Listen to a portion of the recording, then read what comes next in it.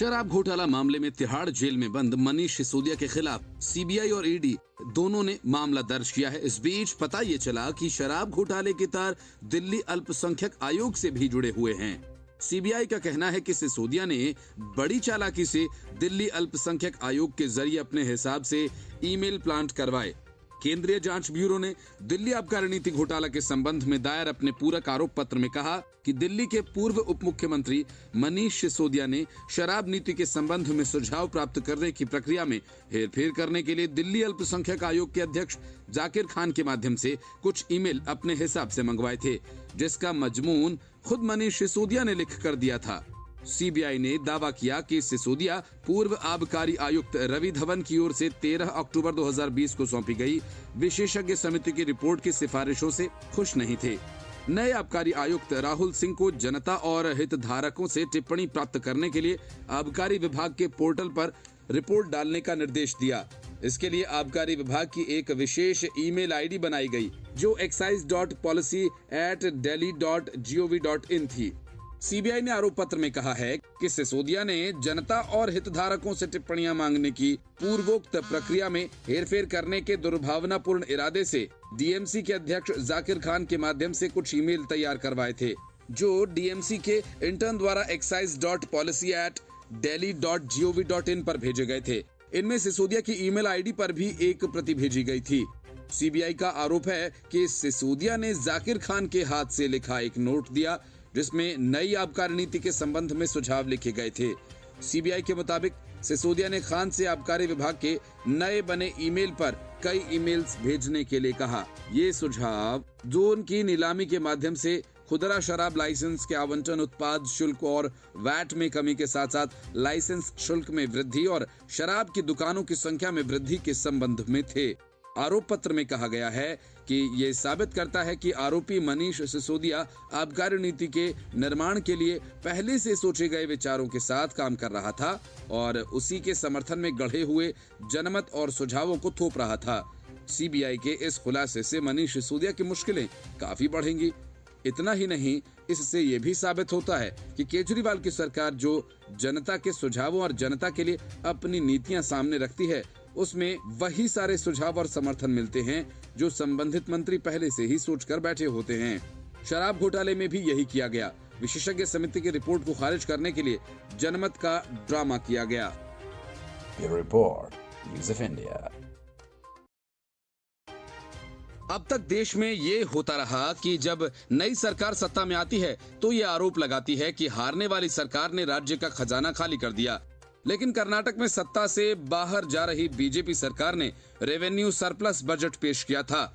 तमाम बड़े राज्यों में कर्नाटक का जीएसटी कलेक्शन में ग्रोथ रेट सबसे ज्यादा था। 2022-23 के लिए रेवेन्यू कलेक्शन टारगेट 72,000 करोड़ रुपए रखा गया था। जनवरी तक 83,010 करोड़ रुपए का रेवेन्यू कलेक्शन हुआ था। इसमें जीएसटी कंपनसेशन की रकम शामिल नहीं है। ये रकम बजट अनुमान के 15% ज्यादा थी। अब कांग्रेस की नई सरकार इसी भरे खजाने से विकास कार्यों की जगह अपनी मुफ्त वाली स्कीम्स पर हर साल बजट का करीब 20% यानी 62,000 करोड़ खर्च करेगी। कर्नाटक में कांग्रेस की जीत का श्रेय इन 5 गारंटीज को जाता है जिसे पूरा करने का वादा पार्टी ने अपने चुनावी घोषणा पत्र में किया। इन 5 गारंटीज के दम पर ही पार्टी को 224 में से 135 सीटें जीतने में कामयाबी मिली।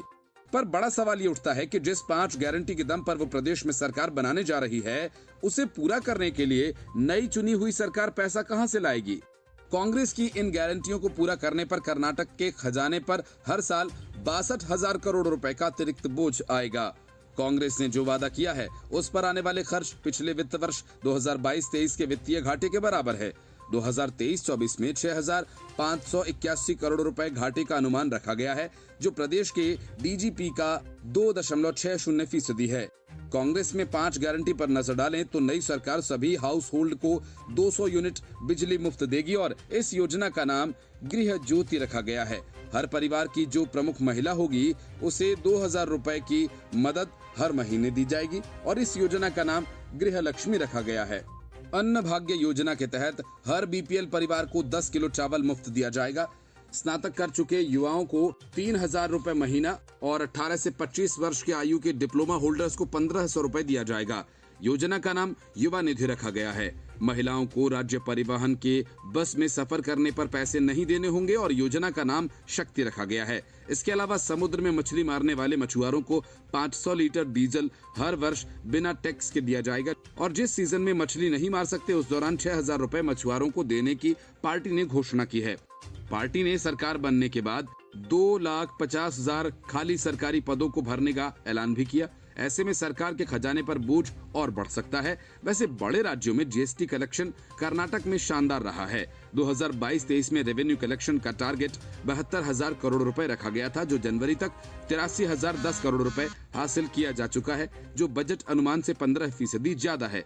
ऐसे में ये अनुमान जताया जा रहा है कि कर्नाटक में नई कांग्रेस को अपनी गारंटी को पूरा करने में बहुत ज्यादा दिक्कत नहीं आएगी। कांग्रेस महासचिव रणदीप सिंह सुरजेवाला ने बताया कि इन वादों को पूरा करने पर बहुत ज्यादा बोझ नहीं आएगा। राज्य के बजट का ये फ्रीबीज 15% से ज्यादा नहीं होंगे। इसके अलावा उन्होंने अगले 5 साल के दौरान बजट का आकार बढ़ाने का अनुमान जाहिर किया था। Bureau Report, News of India. Delhi शराब घोटाला को फर्जी कहानी बताकर अरविंद केजरीवाल अब तक यही एक सवाल पूछते रहे हैं कि घोटाला हुआ तो बताओ पैसा कहां गया।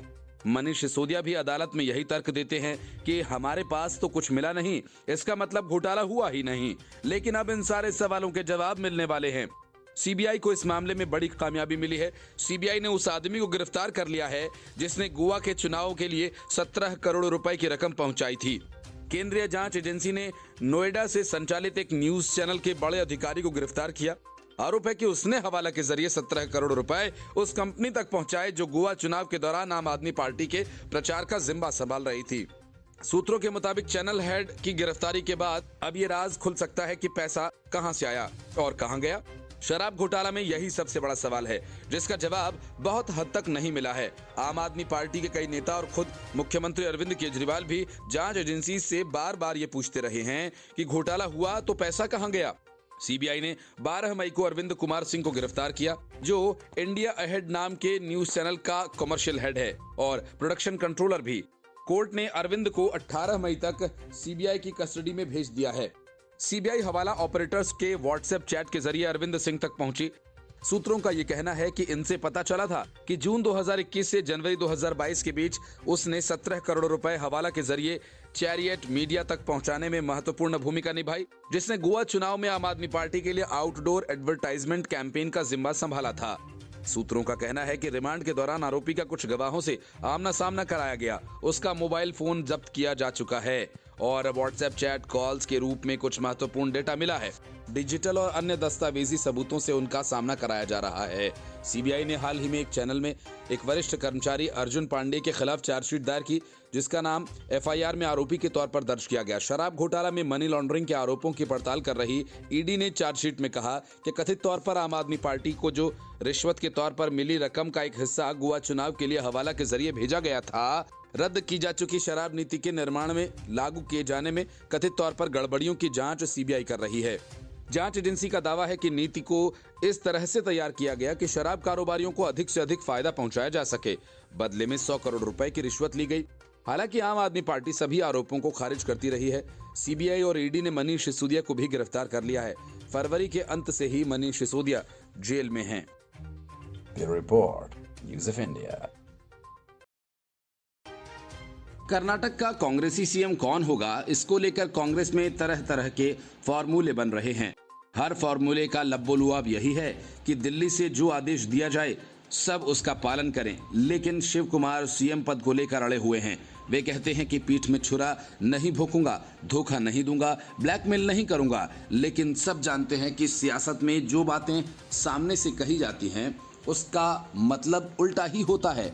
यही वजह है कि दिल्ली में बैठकों का सिलसिला जारी है। आलाकमान अपनी मनमानी करने से पहले हर पहलू पर विचार कर रहा है। सिद्धरमैया कह चुके हैं कि अधिकांश विधायक उनको सीएम पद पर देखना चाहते हैं, तो डीके शिव कुमार सभी 135 विधायकों पर अपना दावा करते हैं। आखिर डीके के नेतृत्व में ही कांग्रेस के इतने विधायक जीते हैं। डीके दिल्ली पहुंच चुके हैं। इरादा तो डीके और सिद्धरमैया की वैसी ही तस्वीर जारी करने का है जैसी तस्वीर 5 साल पहले टीएस सिंहदेव और बघेल की जारी की गई थी, गहलोत और पायलट की, जिसका नतीजा ये हुआ कि 5 साल तक दोनों नेता एक दूसरे से लड़ते रहे, चुनौतियां देते रहे और कांग्रेस का बंटाधार करते रहे। दिल्ली आने से पहले शिव कुमार ने मुख्यमंत्री की कुर्सी को लेकर आलाकमान को संदेश दे दिया है। इनमें उनके तेवर भी छिपे हैं। साथ ही कांग्रेस आलाकमान के प्रति अपने समर्पण की भी उन्होंने याद दिलाई। शिव कुमार ने कहा कि सीएम पद पैतृक संपत्ति नहीं है जो किसी के साथ शेयर की जा सके। साथ ही कहा कि वे आलाकमान को न तो ब्लैकमेल करेंगे न पीठ में छुरा घोंपेंगे। उनका ये बयान ऐसे वक्त में सामने आया जब मीडिया में सीएम पद को लेकर कई तरह की खबरें चल रही हैं। कुछ में बताया गया कि शुरुआती 2 साल सिद्धरमैया और फिर शिव कुमार सीएम होंगे। कुछ रिपोर्ट्स में सिद्धरमैया को सीएम और शिव कुमार सहित 3 डिप्टी सीएम की बात कही जा रही है। Bureau Report, News of India. Delhi शराब घोटाला मामले में सीबीआई ने जैसे ही रिश्वत की रकम गोवा पहुंचाने वाले शख्स को गिरफ्तार किया, आम आदमी पार्टी में हड़कंप मच गया। पार्टी के सांसद संजय सिंह तो अपना आपा ही खो बैठे और ईडी और सीबीआई के अफसरों को धमकाने लगे। संजय सिंह ने सबसे पहले शराब घोटाला को फर्जी करार दिया और फिर नाम लेकर ईडी और सीबीआई के अफसरों पर ताबड़तोड़ आरोप लगाए। संजय सिंह ने अरविंद केजरीवाल और उनकी पार्टी को बर्बाद करने की कोशिश करने का आरोप लगाते हुए कहा कि ईडी और सीबीआई गवाहों से गन पॉइंट पर बयान ले रही है, डरा धमकाकर साइन कराया जाता है और फिर जेल में डाल दिया जाता है। संजय सिंह ने सबूत होने का दावा करते हुए ईडी की महिला अफसर भानुप्रिया पर आरोप लगाया कि वह मारपीट करती हैं और अपने लिखे बयान पर जबरन हस्ताक्षर करवा लेती हैं। सांसद ने कोर्ट में सबूत रखने की बात कहते हुए अधिकारियों को चेतावनी दी और कहा कि आपको आगे भी नौकरी करनी है। संजय सिंह ने कहा कि 2-3 बड़े किरदार हैं। संजय मिश्रा ईडी के डायरेक्टर हैं, एक महिला अधिकारी हैं भानुप्रिया, तीसरे एक सीबीआई के अधिकारी हैं अनमोल सचान। आप कल्पना करेंगे कि कितना बड़ा आपराधिक कृत्य ये अधिकारी कर रहे हैं। मैं सभी अधिकारियों से कहना चाहता हूं कि नरेंद्र मोदी जी तो 75 साल के बाद संन्यास ले लेंगे। आपको तो आगे भी नौकरी करनी है। न्याय कीजिए, ईमानदारी से अपनी ड्यूटी कीजिए। ये डराना धमकाना, ये गन पॉइंट पर बयान लेना, कान फाड़ना, ये कहना कि तुम्हारी बेटी कॉलेज कैसे जाएगी देख लेंगे, ये सब बंद करिए। संजय सिंह ने ईडी की महिला अफसर भानुप्रिया पर गंभीर आरोप लगाए। उन्होंने दावा किया कि ईडी डायरेक्टर के निर्देश पर वे आरोपियों से मारपीट करती हैं और अपने लिखे बयान पर जबरन साइन करवा लेती हैं।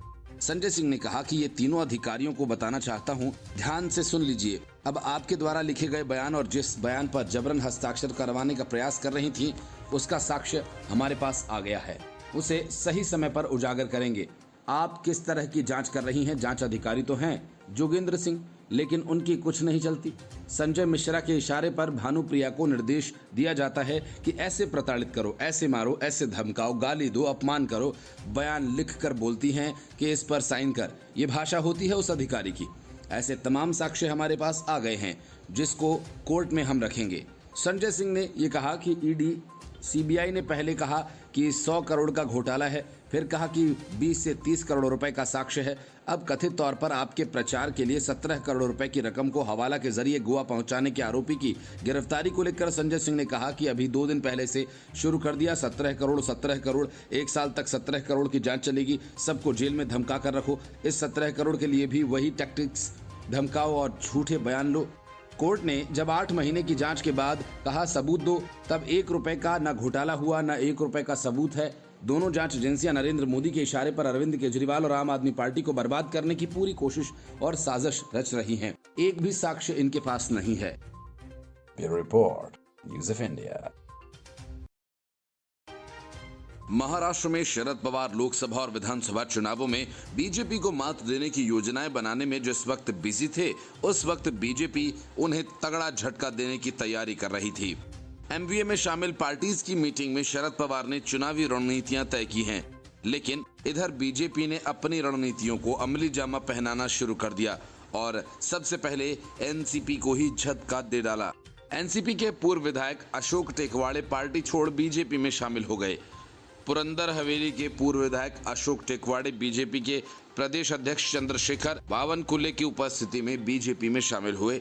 महाराष्ट्र बीजेपी प्रमुख चंद्रशेखर बावनकुले ने कहा कि हर मंगलवार को विपक्षी खेमे से एक महत्वपूर्ण राजनीतिक कार्यकर्ता को पार्टी में शामिल किया जाएगा। बावनकुले ने यह भी कहा कि पार्टी की अगले साल राज्य के 97,000 मतदान केंद्रों पर अन्य दलों के लगभग 25 लाख जमीनी कार्यकर्ताओं को शामिल करने की योजना है। महाराष्ट्र बीजेपी पिछले कुछ समय से लोकसभा चुनाव के उद्देश्य से मिशन बारामती को लागू कर रही है। टेकवाड़े के निर्वाचन क्षेत्र से मौजूदा एनसीपी सांसद सुप्रिया सुले का करीबी विश्वास पात्र माना जाता है। स्थानीय राजनीतिक कार्यकर्ताओं ने कहा कि हालांकि वह कुछ समय के लिए नाखुश थे और उनके एनसीपी छोड़ने की उम्मीद थी। टेकवाड़े ने इस संबंध में पूछे गए सवालों का जवाब देते हुए कहा उनके कुछ खास सवाल थे और इस संबंध में उप मुख्यमंत्री देवेंद्र फडणवीस से मुलाकात के बाद वह खुश हैं। पूर्व विधायक अशोक टेकवाड़े ने एनसीपी छोड़ने को पार्टी के लिए बड़ा झटका माना है। बताया जा रहा है कि अशोक टेकवाड़े एनसीपी सांसद सुप्रिया सुले के करीबी थे। अशोक टेकवाड़े के एनसीपी छोड़ने पर वरिष्ठ नेता अजीत पवार ने भी उन पर निशाना साधा है। Bureau Report, News of India. Supreme court से अधिकारियों के ट्रांसफर पोस्टिंग का अधिकार मिलने से अरविंद केजरीवाल की लॉटरी लग गई और वे उन सारे अफसरों को पद से हटाने में जुट गए जिनकी वजह से उनकी सरकार पर घोटालों के आरोप लगे या जिन्होंने केजरीवाल सरकार के घोटालों की पोल खोलकर रख दी। सुप्रीम कोर्ट का फैसला आते ही केजरीवाल सरकार ने सबसे पहले सेवा विभाग के सचिव आशीष मोरे को पद से हटाया। उसके बाद अरविंद केजरीवाल के बंगला घोटाले की जांच कर रहे विजिलेंस सचिव से कामकाज छीन लिया गया और इस तरह से अरविंद केजरीवाल के बंगला घोटाले को फाइल्स में दफन कर दिया गया। रेनोवेशन के नाम पर नया बंगला बनवाने वाले अरविंद केजरीवाल बंगले को आलीशान बनाने के लिए खजाने से खर्च किए गए करोड़ों के खेल पर अब पर्दा डाल दिया गया है, जिसकी जांच एलजी के आदेश से की जा रही थी। इसके पहले सौरभ भारद्वाज ने आवास के नवीनीकरण में गड़बड़ियों की जांच कर रहे अधिकारी को नोटिस भेजकर उनके खिलाफ आरोप लगाए थे। केजरीवाल सरकार ने सतर्कता विभाग के विशेष सचिव YVVJ राजशेखर से सारा काम वापस लेने को कहा है। राजशेखर दिल्ली के मुख्यमंत्री अरविंद केजरीवाल के आवास के जीर्णोद्धार में कथित भ्रष्टाचार की जांच कर रहे हैं। सतर्कता मंत्री सौरभ भारद्वाज ने राजशेखर के खिलाफ जबरन वसूली रैकेट चलाने और सुरक्षा धन की मांग करने की शिकायतों का हवाला देते हुए अधिकारी को सौंपे गए सभी कार्यों को तत्काल प्रभाव से वापस लेने का आदेश दिया। इसके पहले सर्विसेज विभाग के सचिव आशीष माधवराव मोरे को कारण बताओ नोटिस जारी किया गया था। मोरे पर कथित रूप से तबादले की फाइल्स चलाने की बजाय ड्यूटी से बिना सूचना गायब रहने का आरोप लगाया गया है। कर्नाटक का सीएम कौन होगा, काफी माथापच्ची करने के बाद भी कांग्रेस कंफ्यूजन में है। डीके शिवकुमार और सिद्धरमैया में से एक को चुना जाना है, लेकिन कांग्रेस में जारी खींचतान के बाद जी परमेश्वर ने भी सीएम पद पर अपना दावा ठोक दिया है। कांग्रेस की तरफ से जो खबरें प्लांट कराई जा रही हैं, उसके मुताबिक विधायकों का बहुमत सिद्धरमैया के साथ है। राहुल गांधी भी सिद्धरमैया के समर्थन में हैं, लेकिन सोनिया गांधी की पसंद डीके शिवकुमार हैं। मतलब ये कि सीएम पद का पेंच गांधी परिवार में फंसा है और इसका हल भी वहीं से निकल कर आएगा। कांग्रेस अध्यक्ष मल्लिकार्जुन खड़गे के आवास पर पार्टी नेताओं की अहम बैठक जारी है। इन दोनों नेताओं को चुनने को लेकर पार्टी के शीर्ष नेताओं के मत भी अलग अलग हैं। सूत्रों का कहना है कि राहुल गांधी और केसी वेणुगोपाल ने सिद्धरमैया का समर्थन किया है, तो वहीं पार्टी अध्यक्ष मल्लिकार्जुन खड़गे किसी भी एक निर्णय पर नहीं पहुंचे हैं। वो सभी नेताओं से बात करके ही किसी एक का नाम तय करेंगे। डीके शिवकुमार के साथ सोनिया गांधी के अच्छे संबंध हैं, तो अधिकांश विधायक सिद्धरमैया के साथ माने जा रहे हैं। इसके अलावा रणदीप सुरजेवाला भी दोनों ही नेताओं को लेकर न्यूट्रल हैं। इस बीच पार्टी अध्यक्ष मल्लिकार्जुन खड़गे ने दोनों नेताओं से अलग अलग मुलाकात करने के लिए टाइम दिया हुआ है। सिद्धरमैया से पहले डीके शिवकुमार को बैठक के लिए बुलाया गया है। इस बीच कर्नाटक प्रदेश कुरुबा संघ ने सिद्धरमैया को सीएम बनाए जाने की मांग की है। कुरुबा संघ का कहना है कि वे सभी पिछड़े वर्ग के लोगों की सहायता और उत्थान कर सकते हैं। संस्था ने ये भी कहा कि उन्होंने सिर्फ सिद्धरमैया के नेतृत्व के लिए कांग्रेस को वोट दिया है। हालांकि कुरुबा संघ ने डीके शिवकुमार के प्रयासों की काफी सराहना की है। सिद्धरमैया कुरुबा समुदाय से आते हैं और इस बीच सीएम पद के दावेदार इन दोनों के अलावा कर्नाटक में कांग्रेस के वरिष्ठ नेता जी परमेश्वर ने भी खुद को सीएम बनाए जाने की मांग कर दी है। उन्होंने कहा कि अगर पार्टी आलाकमान ने उनसे सरकार चलाने को कहा तो वे जिम्मेदारी लेने के लिए तैयार हैं। पूर्व प्रदेश कांग्रेस अध्यक्ष ने कहा कि आलाकमान पार्टी के लिए उनकी सेवा के बारे में जानता है और वह पद के लिए पैरवी करने की आवश्यकता महसूस नहीं करते हैं। पूर्व उप मुख्यमंत्री रह चुके परमेश्वर ने कहा कि अगर आलाकमान फैसला करता है और मुझे सरकार चलाने के लिए कहता है तो मैं जिम्मेदारी लेने के लिए तैयार हूं। उन्होंने कहा कि मुझे पार्टी आलाकमान पर भरोसा है, मेरे कुछ सिद्धांत हैं। मैं लगभग 50 विधायक भी ले सकता हूं और नारेबाजी कर सकता हूं, लेकिन मेरे लिए पार्टी का अनुशासन महत्वपूर्ण है। मैंने कहा है कि अगर आलाकमान मुझे जिम्मेदारी देगा तो मैं इसे लूंगा। मैंने ये नहीं कहा कि मैं नहीं करूंगा। परमेश्वर ने कहा कि आलाकमान जानता है कि मैंने पार्टी के लिए काम किया है। 8 साल तक केपीसीसी अध्यक्ष के रूप में सेवा की है और इसे 2013 में सत्ता में लाया। इसके अलावा मैंने उप मुख्यमंत्री के रूप में भी काम किया। वे सब कुछ जानते हैं। हमारे पास नए सिरे से कहने के लिए कुछ भी नहीं है। इसलिए मुझे लगता है कि मुझे पद मांगने या इसके लिए पैरवी करने की कोई आवश्यकता नहीं और मैं चुप हूँ। इसका मतलब ये नहीं कि मैं अक्षम हूँ। मैं सक्षम हूँ और अगर मौका दिया जाए तो काम करूंगा। Bureau Report, News of India. Karnataka के सीएम पद पर डीके शिवकुमार और सिद्धरमैया दोनों अपना दावा छोड़ने को तैयार नहीं हैं। मन बहलाने के लिए डीके शिवकुमार को 2 साल और 3 साल का फॉर्मूला सुझाया गया, लेकिन उन्होंने ये कहकर ठुकरा दिया कि पद कोई बाप की प्रॉपर्टी नहीं है जिसका हिस्सा बांटा जाए। लेकिन इसी फॉर्मूले की आग में अब छत्तीसगढ़ झुलसने लगा है। वजह ये कि 5 साल पहले छत्तीसगढ़ में 2.5 साल की पुड़िया बघेल और टीएस सिंहदेव के बीच बांटी गई थी, लेकिन टीएस सिंहदेव इंतजार करते रह गए और 5 साल बीत गए। अब मामला गरमाया तो राज्य प्रभारी कुमारी शैलजा रायपुर पहुंच गई और तब से सीएम हाउस में मंत्रियों के साथ अलग अलग बातचीत कर रही हैं। कर्नाटक में जारी घमासान के बीच छत्तीसगढ़ में सियासी हलचल बढ़ने की वजह भी है। सीएम पद के बंटवारे का फॉर्मूला काफी हद तक वैसा ही है जिसकी चर्चा पिछले 4.5 साल से छत्तीसगढ़ में है। 2018 के विधानसभा चुनाव के बाद कांग्रेस आलाकमान ने 2.5 साल के लिए सीएम का फॉर्मूला तैयार किया था। भूपेश बघेल पहले 2.5 साल के लिए सीएम बने थे।